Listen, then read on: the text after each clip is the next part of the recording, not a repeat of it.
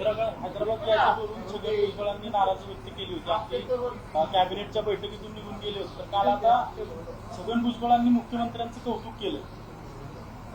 विकासाचा ध्यास घेतलेले मुख्यमंत्री असं छगन भुजबळ म्हणतात. दोन गोष्टी वेगळ्या आहेत त्यांच्या नजरेतून असं आम्ही मानतो. एक, हैदराबाद गॅजेटेनंतर घेतलेला निर्णय हा ओबीसीच्या मुळावर घाव घालणार आहे असं सर्वप्रथम मी भुजबळ साहेबांच्याकडूनच ऐकलं. आणि आता जर त्या संदर्भातली त्यांची भूमिका काही वेगळी असेल तर ती मी काही ऐकलेली नाही. राहिला विषय, ज्यामध्ये मंत्रिमंडळामध्ये ज्यांच्या नेतृत्वात ते काम करतात त्यांची तारीफ करणं हे करावंच लागतं, हे ओघाओघानेही करावं लागतं असं मी त्याचा अर्थ काढतो.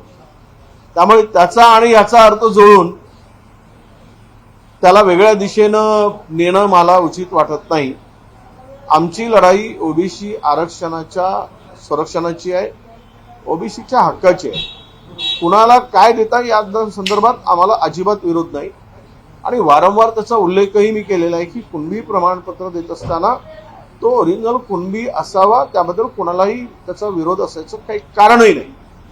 राहिला आहे की जे आरक्षण मिळतं ते सामाजिक, शैक्षणिक आणि आर्थिक या तीनही बाबीवर त्या निकषामध्ये खरं तर सामाजिक आणि शैक्षणिक मागासलेपणा यावरच ह्या आरक्षणाची नीव आहे. आता त्यामध्ये सर्वच समाज जर कुठल्या ना कुठल्या आरक्षणामध्ये घुसत असेल तर मग या देशातील, राज्यातील याच्या पलीकडचा पुढारलेला समाज कोण, हे आता आम्हाला जागोजागी दुर्बीण लावावी लागतील आणि शोधावी लागतील, असाच त्याचा अर्थ होतो. मुख्यमंत्री म्हणतात की आरक्षण जे आर दिलाय त्याचा ओबीसीवर काय परिणाम होणार नाही. परिणाम होणार नाही. काय प्रशासन आहे तो सामाजिक न्याय विभागाचे लोकांना काय अक्कल बिक्कल आहे की नाही. काल जे आर काढला, ज्या दिवशी 2 तारखेला जे आर काढला, तो आपला कोणत्या तारखेला काढला तो जे आर, तारीख 2 सप्टेंबरला, आणि दुसरा जी आर लगेच काढला. अरे मूर्खांनो, पहिला तर जी आर रद्द करा. सामाजिक न्याय विभागाला एवढं अक्कल नाही. तो तसाच आहे जो जिथे पात्र लिहिला होता आणि पात्र काढलेला जी आर पुन्हा लागू केला. किमान दुसरा जी आर काढत असताना पहिला जी आर रद्द करायला पाहिजे. राहिला विषय याच्यावर काय परिणाम होतो की नाही होत, किती नुकसान होणार आहे, मुख्यमंत्र्यांनी सर्व लोकांची बैठक घ्यावी, समजावून सांगावं. महाराष्ट्रामध्ये जर सर्व समाजाला कुणबी प्रमाणपत्र देऊन ओबीसी मध्ये आणलं गेलं तर नुकसान होणार नाही हे मुख्यमंत्री सांगू शकतील का. म्हणूनच आम्ही त्यांच्याकडे मागणी केली की सर्वांना बोलवा, सर्व पक्षीय ओबीसी नेत्यांना बोलवा आणि आम्हाला सांगा की कसं कमी होत नाही, कसं नुकसान होत नाही आणि त्यांची एंट्री इतर ओबीसी मध्ये कशी होत नाही आहे, हे सगळं समजावून सांगितलं पाहिजे. उदय सामंत असं म्हणाले की ओबीसी नेत्यामध्येच मतभेद आहेत, म्हणजे कोण म्हणते जी आर कामाचं आहे, कोण म्हणते जी आर कामाचं नाही, रद्द होईल. अशा प्रकारे सरकार त्याचा, हे खरं आहे ना, हे खरं आहे. ते उदय सामंत म्हणतात ते, त्याचं काय हे मराठा समाजातही आहे. नारायण राणे वेगळे म्हणतात, रामदास कदम वेगळे म्हणतात आम्हाला ओबीसी नको म्हणून. आता उदय सामंतची भूमिका काय ती मला माहित नाही, पण त्यांच्यामध्ये मतभेद आहेतच ना. तुम्ही वारंवार म्हणताय की या जीआर मुळे ओबीसीचं नुकसान होणार आहे. बबनराव तायवाडे म्हणतात की या जीआर मुळे ओबीसीचं काहीच नुकसान होणार नाही, अभ्यास करण्याची गरज आहे ओबीसी नेत्यांना. त्यांचा अभ्यास फार विद्वान आहेत ते, त्यांचा अभ्यास फार मोठा आहे. त्यामुळे त्यांच्या चष्म्यातून त्यांनी आता सरकारी चष्मा घातला आहे. एखाद्या गाईला, जनावराला जर हिरवा चष्मा घातला तर सगळं ते सुकलेलं गवत हिरवं दिसतं. कदाचित तो प्रकार असू शकतो, त्यामुळे मी त्यावर अधिक भाष्य करणार नाही. काल 2 ठाकरेंची बैठक झाली, त्यानंतर वेगवेगळ्या चर्चा आहेत. आता असं होतं की काँग्रेसची भूमिका अशी आहे की ती आघाडी, म्हणजे ठाकरे सोडून वेगळी आघाडी म्हणून असं लढायचं, असं काय आहे? नाही, असं काही नाही. काँग्रेसचा स्टँड काय म्हणून ठाकरे काल होईल ना, स्टँड घेऊ, घाई करण्याची गरज नाही. अजून पुढे त्यांचं स्टँड ठरलेलं आहे दोन भावाचा स्टँड ठरल्यानंतर आमची पण भूमिका आम्ही त्या संदर्भात सांगू. पण एक नक्की आहे की स्थानिक निवडणुका आहेत आणि स्थानिक परिस्थिती पाहून तो निर्णय आमचा होणार. महाविकास आघाडी म्हणून तुम्ही स्थानिक स्वराज्य संस्थांच्या निवडणुकांना सामोरं जाणार नाही याचा अर्थ म्हणजे महाविकास बघा, इंडिया आघाडी ही देशाच्या लोकसभेसाठी होती, महाविकास आघाडी विधानसभेसाठी होती आणि अनेक ठिकाणी स्थानिक स्तरावर वेगवेगळे तडजोडी होत असतात आणि अनेक नवीनही पक्ष जोडत असतात, छोटी छोटी जे काही पक्ष असतात. त्यामुळे इथे आघाडी म्हणून नाही तर आम्ही सगळे एकत्र आलो आहोत म्हणून पुढे लढण्याची आमची तयारी आहे. पण त्यामध्ये राज ठाकरेंचा प्रवेश झाल्यानंतर पुढची भूमिका काय, आम्ही स्थानिक नेत्यांशी चर्चा करतो.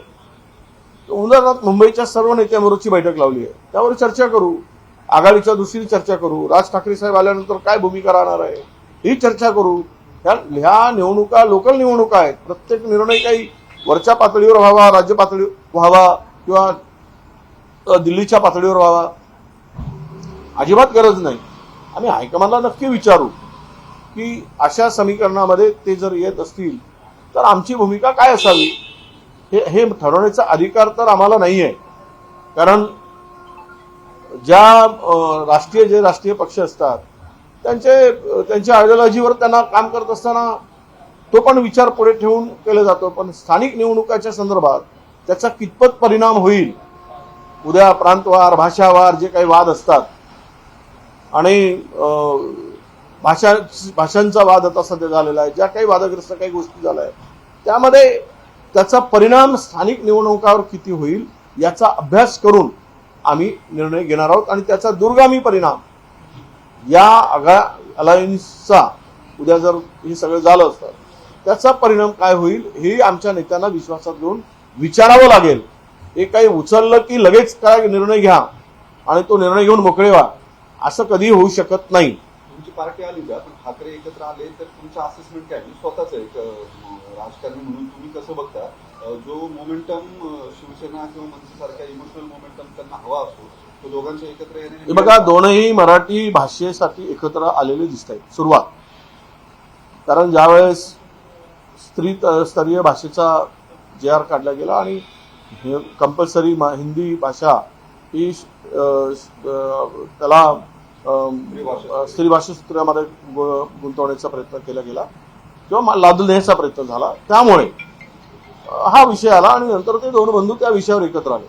आता त्या दोन बंधूंना राजकारणाच्या दृष्टीनं उद्याच्या होणाऱ्या निवडणुकीच्या दृष्टीनं ते एकत्र येऊन एकवट होतं काय हे अद्याप कुठेही स्पष्ट झालेलं नाही. दोघांकडून स्टेटमेंट येत आहे. पण उद्याच्या दृष्टीनं असं नाही की आम्ही आमच्या आघाडी झाली, आपला युती झाली आणि आम्ही दोनही बंधू एकत्र जातो असं कुठेही म्हटलं नाही त्यांनी. आणि दोनच बंधू लढतोय असंही म्हटलं नाही. आम्हाला तिसरा नको असंही म्हटलं नाही. त्यामुळे या सगळ्या चर्चावर विनाकारण करण्यात अर्थ नाही. योग्य वेळ येऊ द्या. खरं म्हणजे निवडणुका आता जिल्हा परिषदेच्या अगोदर आहेत असं मी ऐकतोय आणि जिल्हा परिषदेच्या निवडणुकांसाठी नव्यानं आरक्षण काढलं जात आहे. त्याच्यावर आक्षेप हे सगळं केल्यानंतर दिवाळी जाईल. दिवाळीनंतर कदाचित या निवडणुका होण्याची शक्यता आहे नोव्हेंबरमध्ये, कारण डिसेंबरमध्ये अधिवेशन आहे आणि पुढच्या नगर परिषदा आणि महानगरपालिका साधारणतः जानेवारी फेब्रुवारीमध्ये त्या होण्याची शक्यता आहे. त्यामुळे आम्हाला बऱ्यापैकी या महिन्यामध्ये चर्चा करायला आणि निर्णय घ्यायला स्कोप आहे. त्यामुळे आज या महिन्यामध्ये ते सगळं होईल आणि आम्ही पुढे येऊ आणि हे सांगू. पण एक लक्षात घ्या की आम्हाला आमच्या पुढे हे राज्य उद्ध्वस्त करणारे दुश्मन नजरेपुढे आहेत आणि या स्थानिक स्वराज्य संस्थांच्या निवडणुकामध्ये एकत्र येऊन यांचा पराभव करणं हा पहिला टार्गेट आमचा आहे. अपक्ष नेत्यासाठी बंटी पाटलांचं नाव पुढे येते. फार एक मोठं लॉबी काँग्रेसमधला एक गट त्यांच्यासाठी करतोय. तुमची काय भूमिका असणार? तुम्ही याच्या आधी राहिलेला आहात विरोधी पक्षनेते काँग्रेसमध्ये, तुम्ही सुद्धा आणखी एक दावेदार आहात. बंटी पाटलांचं नाव आणखी स्पर्धेमध्ये नाही, ते विधान परिषदेसाठी आहे. मी विधानसभेचा आहे, त्यामुळे ते दावेदारीचा विषय वगैरे येत नाही आणि आता सिनियर तेच आहे. पण आमच्याकडे असं काही नाव ठरवायचं आम्ही ठरवत नाही राज्य पातळीवर. विरोधी पक्षनेत्याचं नाव कोण असावं हे दिल्लीवरून निर्णय होतो आणि सरकारने द्यायचं मान्य केलं की ते 2 मिनिटांमध्ये आम्ही हायकमांडला विचारून निर्णय घेऊ. पण सध्या तरी सिनियर मात्र बंटी पाटीलच आहे. त्यामुळे विधान परिषदेमध्ये विषय नाही. मी विधानसभेच्या विरोधी पक्षनेता राहिलेलो आहे आणि विधानसभेमध्ये तो वाटा शिवसेनेच्या वाट्याला आहे. तुम्ही आता काही नेते महाराष्ट्रामध्ये महाराष्ट्र बिघडवायचा प्रयत्न करतात, तर नेपाळ सारखी परिस्थिती भारतात होऊ शकते का? कारण भारताच्या शेजारचे बघितलं तर श्रीलंका झालं, नेपाळ झालं. हे बघा, देशामध्ये भ्रष्टाचार प्रचंड पराकोटीचा झालेला आहे. भ्रष्टाचाराला सीमाच राहिल्या नाही. लुटलं जात आहे, देशही लुटला जातोय आणि राज्यही लुटला जातोय. आणि आपण पाहतोय की राजकारण हे समाजसेवेचं एक कारण होतं किंवा समाजसेवेचा एक मार्ग होता, पण आता केवळ राजकारण हे धंद्याचा मार्ग झालेला आहे. मी जबाबदारीनं सगळ्या मीडियांच्या पुढे बोलतोय आणि ती घाण महाराष्ट्रामध्ये असेल, देशामध्ये प्रचंड वाढलेली आहे. त्यामुळे कुठल्याही गोष्टीचा अतिरेक होतो त्यावेळेस उद्रेक होतो आणि त्याची सुरुवातही देशामध्ये सुद्धा तशा प्रकारची होते. 16.5% जर बेरोजगारीचा दर वाढला असेल आणि देशातील प्रगत राज्यामध्ये देशामध्ये जगातील बेरोजगारी जर पहिल्या 4-5 देशामध्ये आपला नंबर लागत असेल तर तरुण अस्वस्थ आहे, तो व्यसनाधीन होत चाललाय, ड्रग्सच्या मारी गेलेला आहे, दारू पिण्याच्या सगळं लिकर घेतोय, हाताला काम नाही, जे गँग वाढतायत पुण्यातलं तुमचं क्राईम का वाढतोय. आणि आता मी सगळं काही आढावा घेत होतो त्यावेळेस आमच्या लक्षात आलं, ज्या समितीचा मी सदस्य मी जेलला आता भेट देणार होतो, आम्ही जेलला सुद्धा भेट देणार आहे. अनेक साल तरुणांना तिकडे त्या ठिकाणी बाहेर पडलं की त्यांच्या मिरवणुका निघतात आणि 20च्या 25च्या वयातली तरुण त्यांचा जय जयकार करत बाहेर निघतात क्रिमिनलचा. तर याचा अर्थ हाच आहे की हाताला काम नाही आहे आणि मग म्हणून सरकार काय करत आहे की शेवट ते ठीक आहे फूड प्राईसचा आम्ही ते 5 किलो धान्य आणि देत आहे म्हणून थोडं ते 10 किलो धान्य मिळते त्यामुळे पोट तरी भरत चाललाय, नाही तर तो उद्रेक तर फार मोठा झाला असता.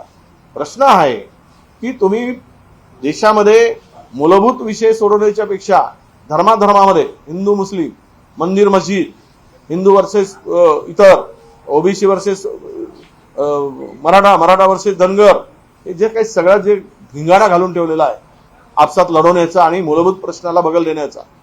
शेतकरी आत्महत्या करतोय, महाराष्ट्र हा शेतकऱ्यांचा आत्महत्यांचा हब झालेला आहे, पण इथे कोण बघतं या विषयाकडे? कुणाला लक्ष आहे? शेती उद्ध्वस्त झाली, त्याला मदतीची कुठे सरकारची तयारी दिसत नाही. त्याच्या पलीकडे जाऊन शेतकरी कर्जमुक्तीच्या प्रतिषेधात ते मिळत नाही. आणि या सगळ्यामध्ये राज्यापुढील जे महत्वाचे प्रश्न आहेत ते प्रश्न बाजूला सारून तरुणांचं मन भटकवण्यासाठी हे सगळे धंदे केलेले जात आहेत आणि त्याला धार्मिक उन्मादामध्ये फिरवलं जात आहे, त्याच्या डोक्यात घातलं जात आहे. यामुळं तुम्ही जे म्हणताय उद्या या देशातील लोकशाही वाचवण्यासाठी, तर नेपाळमध्ये काय झालं ते कम्युनिस्ट आहे, पण आपला विश्वास संविधानावर आहे, आपला विश्वास डेमोक्रेसीवर आहे. पण त्याला बाधा करण्याचं कोणी काम करत असेल उद्या अतिरेकाला शेवटचा मार्ग काय असतो? सगळे रस्ते बंद होतात, त्यावेळेस तरुण कायदा हातात घेतो.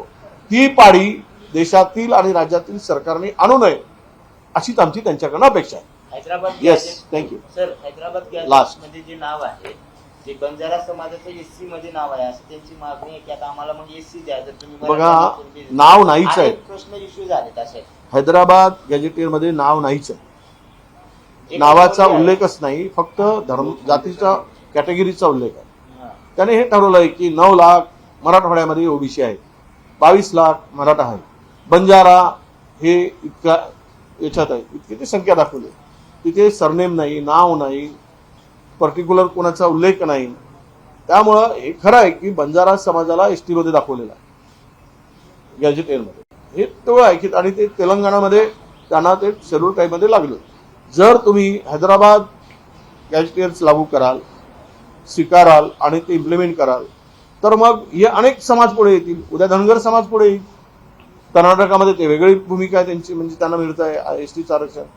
तर या समाजामध्ये एकमेकाच्या विरुद्ध हा समाज उभा केला जाईल. आदिवासी वर्सेस बंजारा होईल उद्या, कारण आदिवासी मूळ आहेत ते जुने ट्रायबल जे आहेत ते म्हणतील की आमच्यामध्ये नको. तर नवीन वाद करून राज्य खड्ड्यात घालायचं आहे की राज्याला प्रगतीकडे न्यायचं आहे, हे त्यांनी त्यांच्यावर आहे. सत्ताधाऱ्यावर खुर्चीवर बसून जे काम करतायत राज्याच्या त्यांच्याकडे ते अधिकार आहे. पाटलांसाठी जर गॅजेटियर लागू केलं जाते, त्याचा जीआर काढला जातो, तर बंजारांसाठी का नाही? 100% तो विषय उद्या येणारच. एकाला दिलं की तोच नियम दुसऱ्याला होईल. म्हणजे एकाने खून केला त्याला फाशी आणि दुसऱ्याला खून केलं की त्याला सोडून द्यायचं, असं कुठे होतं? कायदे सर्वांसाठी आहे. गॅजेटियर लागू झाला असेल तर सर्वांसाठी लागू करावं लागेल. मग आता ते येईल पुढे. आज आम्ही त्यावर बोलणं आम्ही टाळतो, कारण आम्हाला वाद वाढवायचा नाही आहे. नवा पुन्हा आमच्यावर आरोप होईल की बघा बंजाऱ्यांना उचकवलं, बंजारांना विरोधकांनी, आणि त्यांना रस्त्यावर उतरवलं आणि राज्य अस्थिर केलं. पापाचे वाटेकरी कशाला हो त्यांच्या? तेच पाप करत आहेत. आम्हाला त्यांचं वाटेकरी व्हायचं नाही म्हणून थांबलो. सरकारने Thank you. GR काढला मराठा आरक्षण Last. त्याच्या संदर्भातला कॅवेट सुप्रीम कोर्टात फाईल झाले, तेलंगणा हायकोर्टमध्ये झाले आणि ते चॅलेंज होणार नाही अशी एकूण प्रक्रिया सध्या सुरू दिसते. ओबीसीच्या वतीनं मात्र कोणी न्यायालयीन लढाई लढण्याच्या मूडमध्ये दिसत नाही अजूनपर्यंत. हा GR जो आहे तो अजूनपर्यंत चॅलेंज केला गेला नाही उच्च न्यायालयात. हे बघा, असं आहे की निर्णय झाल्याबरोबर लगेच आम्ही सगळ्या कागदपत्र गोळा करायचं काम सुरू आहे, सगळी माहिती गोळा करायचं काम सुरू आहे, त्याचा अभ्यास सुरू आहे आणि मला वाटतं की आज आम्ही थर्सडे एनी हाऊ मंडेपर्यंत ही पिटिशन कोर्टात दाखल होईल अशा प्रकारची आमची तयारी आहे. यासारखी विशेष मतदार यादीची पडताळणी आहे ती महाराष्ट्रातच होणार आहे आणि बाकी सगळ्या राज्यात देखील होणार असल्याचं निवडणूक आयोगानं सांगितलं. करू देत ना, असं आहे, सोयीचे नावं ठेवा आणि ज्यांना सोयीचं नाही ते काढा. ते धोरणच आहे. ते रडीचा डाव असतो ना, ज्यांना जिंकता येत नाही ते रडून जिंकतात, लहान पोरासारखं, की एखाद्याला काही मिळालं नाही की तो रडत बसतो.